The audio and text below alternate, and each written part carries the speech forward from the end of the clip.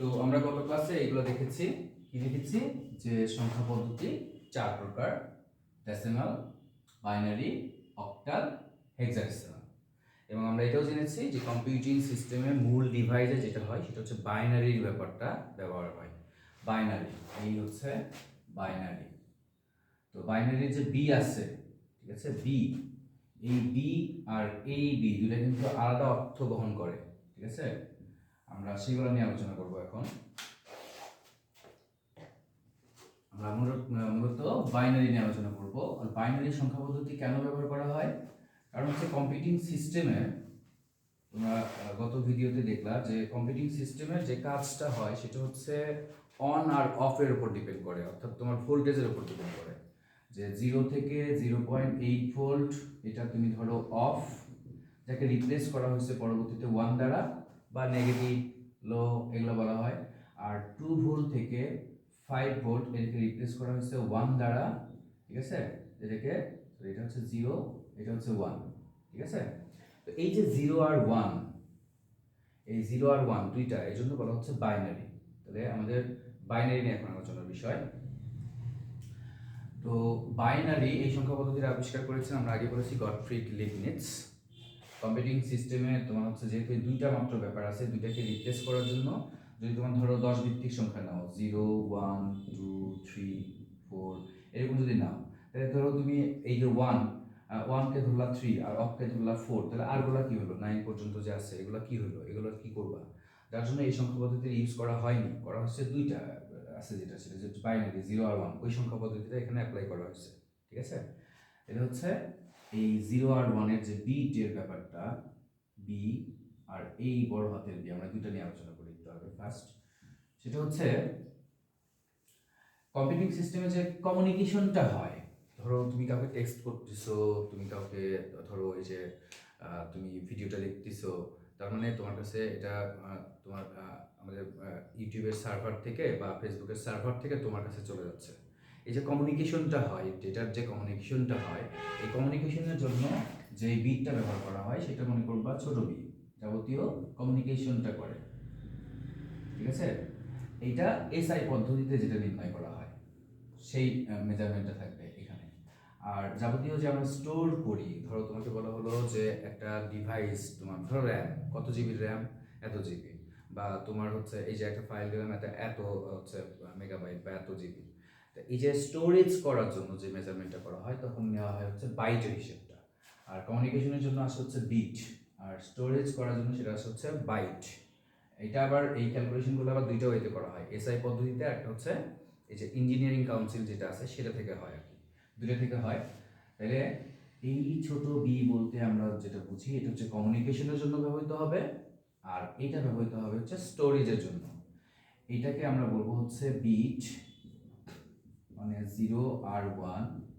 আর এরকম 0 আর 1 8টি যদি থাকে, 8 বিট সমান 1 বি, এই বড় হাতের বি মানে আমরা বুঝবো হচ্ছে বাইট, বুঝবো হচ্ছে বাইট, ঠিক আছে। তাহলে ছোট হাতের বি থাকলে তুমি মনে করবে এটা হচ্ছে বিট, আর বড় হাতে থাকলে হচ্ছে বাইট। বিট হিসেব করা হয় হচ্ছে কমিউনিকেশনের জন্য, বাইট হিসেব করা হচ্ছে স্টোরেজ করার জন্য, স্টোরেজ ডিভাইস যেগুলো আছে তাদের মেজারমেন্টের জন্য বাইট ধরে হিসেব করা হয়, ঠিক আছে। এই যে বিট 0 আর 1, এইরকম 8টি বিট মিলে তোমার যেটা হবে সেটা হচ্ছে 1 বাইট, ঠিক আছে। তো এই যে বাইট শব্দটা তোমরা শুনবা, তারপরে প্রায় শোনো, মানে কেবি, কিলোবাইট, মেগাবাইট, গিগাবাইট। অনেকেই দেখো এই জিবি দেখে তোমরা হুট করে বলো এটা হচ্ছে গিগাবাইট, কিন্তু এই জিবির আর একটা নাম আছে কিন্তু, জিওবাইট, ওইটাও একটা মেজারমেন্টের কিন্তু এলিমেন্ট, ঠিক আছে। তো আমরা এই বিষয়গুলো একটু দেখবো এখন। তো দেখো বাইনারি ডিজিট, বাইনারির বিআই আর ডিজিটের টি, এই মিলে হচ্ছে বিট, 0 আর 1, ওকে। এই যে 0 আর 1 এরকম যদি 4টি বিট থাকে তখন তার মেজারমেন্টের হয় যেটা, সেটাকে বলা হয় 1 নিবল। মূলত হেক্সাডেসিমালের যে ডিজিটগুলো আছে, হেক্সাডেসিমালের একটা ডিজিট ও হচ্ছে 4টা বাইনারি বিটকে রিপ্রেজেন্ট করে, সেখানেও নিবল হিসাবটা করা হয়, অননিবল। অননিবল মানে তুমি বলতে পারো হচ্ছে ওটা হাফ বাইট, হাফ বাইট।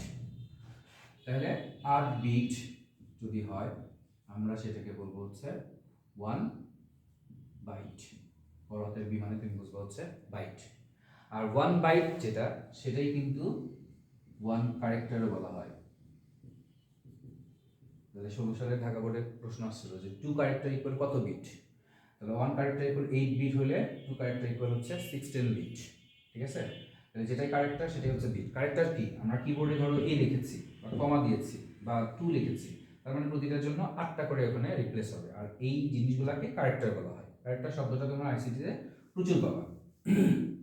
আচ্ছা, এই ক্লাসটা কিন্তু বিশেষ করে যারা বিসিএস বা চাকরির প্রস্তুতি নিচ্ছেন তাদের জন্য কিন্তু আর বেশি উপকারী হবে। তো পুরোটা দেখেন আর কি। 8 বিট মানে হচ্ছে 1 বাইট বা 1 ক্যারেক্টার। এইরকম 2 টু দি পাওয়ার 10 বাইট যদি হয়, ঠিক আছে, বা 1024 বাইট যদি হয়, এইটার সমান হয় হচ্ছে 1 কিলোবাইট। এটা আমরা লিখতে পারি হচ্ছে কিলোবাইট। এরকম 2 টু দি পাওয়ার 20 বাইট যদি হয় বা 1024 কেবি বা কিলোবিট যদি হয়, এইটার সমান আপনি বলতে পারেন 1 মেগাবাইট। মেগাবাইট। এরকম 2 টু দি পাওয়ার 30 বা 1024 এমবি বা মেগাবাইট সমান আপনি বলতে পারবেন 1 গিগাবাইট। আমরা যখন কোনো গিগাবাইট কিনি, 1 জিবি কিনলে কিন্তু ওখানে লেখা আছে 1024 মেগাবাইট। এটা হচ্ছে গিগাবাইট। গিগাবাইট। এরকম 2 টু দি পাওয়ার 40 যদি হয় বা 1024 গিগাবাইট যদি হয়, সেটাকে আমরা বলি হচ্ছে 1 টেরাবাইট। টেরাবাইট। ওকে, এরকম 2 টু দি পাওয়ার 50 যদি হয় অথবা 1024 টেরাবাইট হইলে ওইটাকে বলা হয় পেটাবাইট। 1 পিবি বা পেটাবাইট। ওকে, এরকম 2 টু দি পাওয়ার 60 যদি হয় বা 1024 পেটাবাইট সমান 1 তোমার হচ্ছে এক্সাবাইট। এক্সাবাইট। এক্সাবাইট। ঠিক আছে, আরো আছে, আমরা উপরে আপাতত একটু মিশাই। আচ্ছা, এরকম 2 টু দি পাওয়ার 70 বাইট বা 1024 এক্সাবাইট যদি হয়, এক্সাবাইট হইলে ওইটার সমান তুমি লিখবে হচ্ছে 1 জেটাবাইট। জেবি। ঠিক আছে, জেডবি অর্থাৎ zettabyte. 2 to the power 80 byte বা 1024 জেটাবাইট হইলে ওইটার সমান তুমি লিখতে পারবা 1 ইয়াট্টাবাইট। ওয়াই ও ডাবল টি এ, ইয়াট্টাবাইট। আচ্ছা, এরকম 2 টু দি পাওয়ার 90 যদি হয়, 2 টু দি পাওয়ার 90 বাইট হয় বা 1024 ইয়াট্টাবাইট সমান 1 ব্রন্টোবাইট। ব্রন্টোবাইট। ঠিক আছে, এবং 2 টু দি পাওয়ার 100 বাইট যদি হয় বা 1024 ব্রন্টোবাইট ইকুয়াল 1 জিওফবাইট। এটার উচ্চারণটা হচ্ছে জিওফবাইট। ঠিক আছে, তার মানে মেজারমেন্টের সর্বোচ্চ যেটা ভ্যালু সেটা হচ্ছে জিবি, জেটাবাইট। ঠিক আছে, এইখানে যে জিবিটা আছে আর এই জিবিটা আছে এটা কিন্তু রাত দিন ডিফারেন্স। এটা হচ্ছে জিওফ আর এটা হচ্ছে গিগা। এখানে আমরা যে জিবি এটা পাইলাম সেটা হচ্ছে গিগাবাইট বলা হয়, এটাকে বলা হয় জিওফবাইট। তাহলে বারবার কিন্তু 1024-এর একটা ব্যাপার স্যাপার চলে আসছে। 1024 হচ্ছে বাইনারি সংখ্যা পদ্ধতির সর্বোচ্চ যে স্থানীয় মান সেটা হচ্ছে 1024, এই জন্য বারবার 1024 চলে আসছে। ঠিক আছে, তাহলে এই জিনিসগুলোকে আমরা একটু শর্টকাটে যদি দেখি, ধরো প্রথমে আমরা দেখেছি হচ্ছে বাইট, প্রথমে দেখেছি বিট, আমরা এখান থেকে শুরু করি। প্রথমে হচ্ছে বিট, ঠিক আছে? আচ্ছা, যাকে সংক্ষেপে ছোট হাতের বি বললাম। তারপরে আসলো হচ্ছে বড় হাতের বি মানে বাইট। তারপরে আসলো হচ্ছে কিলোবাইট। তাহলে আমরা একটু বক্স করে দেখি। হচ্ছে বিট, বিট থেকে আসলো হচ্ছে বাইট, বাইট থেকে আসলো কিলোবাইট, কিলোবাইট থেকে আসলো মেগাবাইট, মেগাবাইট থেকে আসলো গিগাবাইট, গিগাবাইট থেকে আসলো টেরাবাইট, টেরাবাইট থেকে আসলো পেটাবাইট, পেটাবাইট থেকে আসলো তোমার হচ্ছে এক্সাবাইট। আচ্ছা, নিচে আসো। এক্সাবাইটের পরে আসলো হচ্ছে তোমার, এক্সাবাইটের পরে আসলো জেট্টাবাইট, জেট্টাবাইট, জেট্টাবাইটের পরে আসলো তোমার হচ্ছে ইয়াট্টাবাইট, ওয়াইবি, ইয়াট্টাবাইট, ইয়াট্টাবাইটের পরে আসলো হচ্ছে ব্রন্টোবাইট, সর্বশেষ যেটা আসলো সেটা হচ্ছে জিওবাইট। ওকে, এই হচ্ছে সর্বোচ্চ মেজারমেন্ট জিওবাইট। তো যদি কখনো তোমার এরকম প্রশ্ন আসে যে কত বাইটে 1 জিবি হবে, 1 গিগাবাইট হবে, বা কত কেবিতে 1 টেরাবাইট হবে, ঠিক আছে? তোমার এই ধরনের প্রশ্ন আসতে পারে, অথবা প্রশ্ন আসতে পারে 1 জিবি সমান কত বিট, 1 জিবি সমান কত কিলোবাইট, 1 জিবি সমান কত মেগাবাইট, 1 জিবি সমান কত বাইট। তো যখন বিট বা বাইট থেকে ছোট থেকে বড় দিকে মেজারমেন্ট করতে বলবে, তখন যেটা করবেন সেটা হচ্ছে ভাগ করবেন 1024 দ্বারা। আবার ধরেন কিলোবাইট থেকে যদি মেগাবাইট বের করতে বলে, তখন আবার ভাগ করবেন 1024 দ্বারা। মেগাবাইট থেকে এরকম গিগাবাইটে আসলে ভাগ করবেন 1024 দ্বারা। এইভাবে এগুলা ভাগ হবে। 1024 হচ্ছে 1024 আর হচ্ছে 1024 আর হচ্ছে 1024, এইভাবে ভাগ করবেন 1024 দ্বারা। এবার যদি আপনার বড় থেকে ছোট মেজারমেন্ট করতে বলে, অর্থাৎ কত জিবিতে কত মেগাবাইট এরকম যদি বলে, তাহলে তুমি যেটা করবেন সেটা হচ্ছে গুণ করবেন। মানে এটা এই এত দূর পর্যন্ত কিন্তু ইন্টারমিডিয়েট সিলেবাসের দরকার নাই, আপনার বিসিএস এর যারা আছেন তারা দেখবেন পুরোটা, এবং এটা এইভাবে মেজারমেন্ট করবেন। সেটা হচ্ছে 1024 দ্বারা হচ্ছে গুণ করবেন। এদিকে যাবেন, এদিকে যাবেন,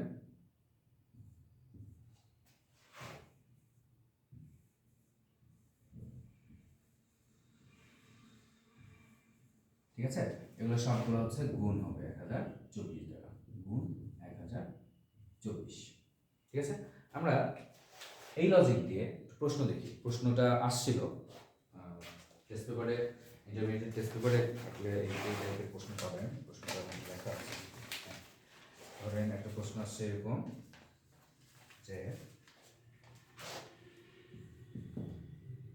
1 MB তে কত বিট, 1 MB তে কত বিট। অপশনে দেওয়া আছে 10⁶, খতে দেওয়া আছে 1024 গুণন 1024, গতে দেওয়া আছে 1024 গুণন 1024 ভাগ 8, মানে ভাগ হচ্ছে 8, এবং ঘতে দেওয়া আছে 1024 গুণন 1024 গুণন 8। তাহলে কোনটি সঠিক হবে?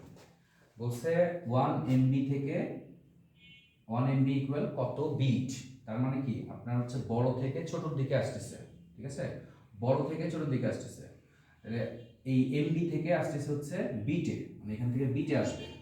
হ্যাঁ, তাহলে দেখি আমরা 1 MB সমান 1 MB সমান আমরা জানি 1 MB সমান 1024 কেবি।